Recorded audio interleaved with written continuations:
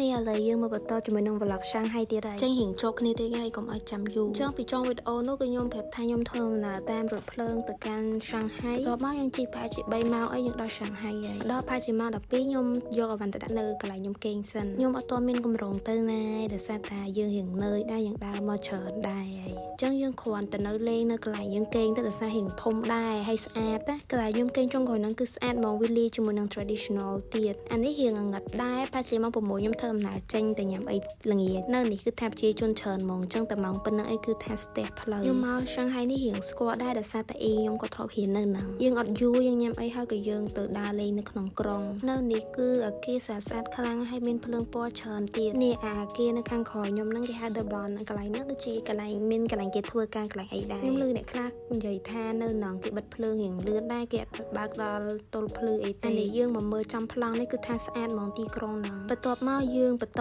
ទៅ Nanjing Street កន្លែងហ្នឹងគឺថាមានកន្លែង shopping ច្រើនមានអីញ៉ាំច្រើនហើយមាន mall មានអីចឹងទៅអាឡាប៊ូប៊ូនេះខ្ញុំចូលតាំងពីខ្ញុំមកដំបូងរហូតដល់ឥឡូវក៏នៅតែចូលដែរយើងមកផ្ទះវិញយើងទិញអាវបានតិចតួចអីចឹងទៅហើយយើងក៏ឆ្លៀត order អីមកញ៉ាំបន្ថែមដែរដោយសារតែ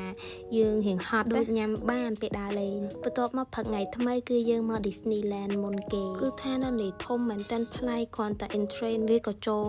ដើរក៏យូរដែរហើយស្អាតដូចគេនិយាយមែនអ្នកទាំងអស់គ្នាមនុស្សក៏ច្រើនដែរអ្នកចូលចិត្ត Disney ដឹងតែសប្បាយហើយដំបូងខ្ញុំមកញ៉ាំអីសិនដោយសារតែខ្ញុំទៅដល់ផៃរៀងថ្ងៃដែរហើយពេលញ៉ាំអីហើយក៏មកបបួលគ្នាជា Atron នេះអ្នកទាំងអស់គ្នាអាហ្នឹងគឺភ័យខ្លាំងហើយប៉ុន្តែសប្បាយវា roller coaster ខ្ញុំភ្លេចប្រាប់អ្នកទាំងអស់គ្នាទៅនៅ Disneyland ហ្នឹងគឺខ្ញុំអត់សូវបានដាក់វីដេអូចូលទេដោយសារតែខ្ញុំបានថតច្រើនខ្លាំងពេកដល់ពេលទៅខ្ញុំចង់ក្រងធ្វើ vlog ផ្សេងដល់ like មកណាសម្រាប់តែ Disneyland នេះអញ្ចឹងរយៈពេលមួយថ្ងៃពេញហ្នឹងគឺ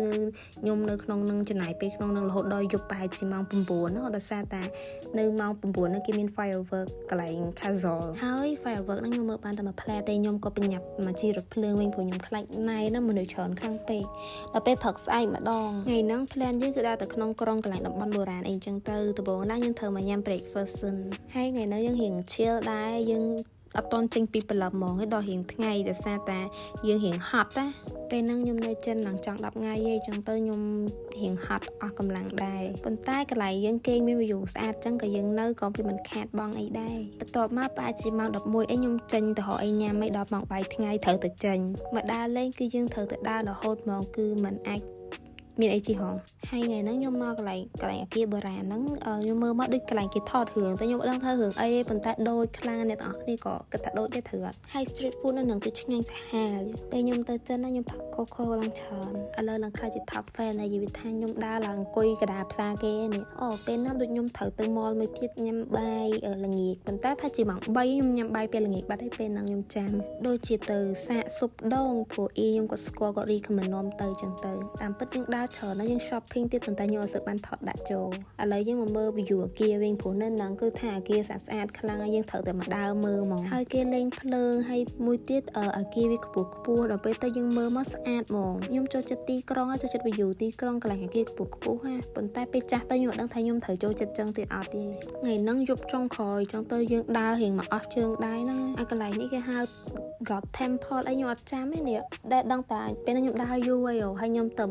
មាន confidence ក្នុងការមកកាត់វីដេអូហើយមកផុសហើយនៅនេះគេលេងពណ៌រៀងច្រើនដែរហ្នឹងហើយខ្ញុំឃើញរូបសម្ដេចតារបស់យើងដែរប្រហែលជាម៉ោង10អីក៏ខ្ញុំទៅផ្ទះវិញដែរខ្ញុំអត់ count down នៅខាងក្រៅទេព្រោះថ្ងៃហ្នឹងថ្ងៃ31ដាច់ឆ្នាំណាខ្ញុំធៀម count down នៅក្នុងកន្លែងគេខ្ញុំវិញព្រោះខ្ញុំខ្លាចមនុស្សច្រើនប៉ុន្តែបបួលគ្នាមកញ៉ាំស៊ុបម្កែបម៉ោង11យប់ប៉ុន្តែពេលហ្នឹងមកតែក្មេងៗឯងទៅសាតែអ៊ីខ្ញុំគាត់ស្គាល់កន្លែងហ្នឹងចិត្តសាលាគាត់ចឹងទៅគាត់ចេះតែនាំមកញ៉ាំទៅព្រោះយប់ចុងក្រោយហើយអញ្ចឹងហើយយើងក៏ធ្វើដំណើរទៅកន្លែងគេយើងវិញម៉ោងពេលហ្នឹងចិត្ត count down ហើយខ្ញុំត្រូវទៅផ្ទះឲ្យតន់ណានេះឆ្លៀត unboxing blind box ដែលខ្ញុំទិញមកមួយថ្ងៃហ្នឹងនេះគឺថាម៉ាក់ខ្ញុំគាត់អង្គុយចាំមើលហ្មងចាំមើលគេលេងភ្លើងពណ៌លេងអីក៏លោគេមានអី surprise យើងតែអត់មានបាញ់កញ្ឈួយទេដោយសារនៅនឹងគេ ban ហើយងាកមកកាន់ថ្ងៃថ្មីគឺថាដើមឆ្នាំ2025ហ្មងខ្ញុំរៀបចំមកបានទៅវិញបដា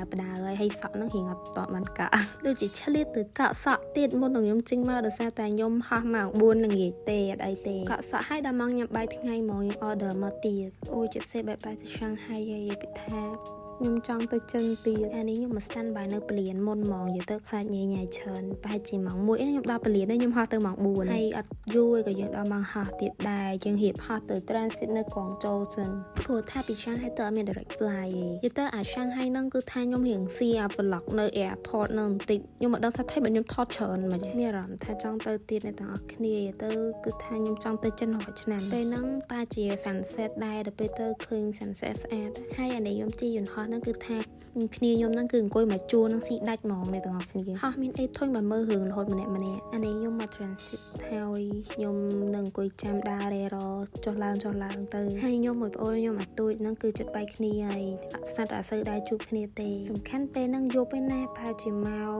9:10ហើយយើងរៀបហោះមកភ្នំពេញវិញហ្មងហើយអត់មានកន្លែងហ្គេតឡើងទើបត្រូវជិះឡានក្រុងទៅកន្លែងឡើងចង់10នាទីចាគឺ vlog ខ្ញុំទៅចិនគឺចាប់ដោយបរិបូរធំហ្នឹងហើយខ្ញុំក៏មានក្រុងចេញ vlog តទៀតដែរគឺនៅ Disneyland អញ្ចឹងអរគុណអ្នកទាំងអស់គ្នាដែលបានមើលតាំងពីដើមរហូតដល់ចប់អរគុណ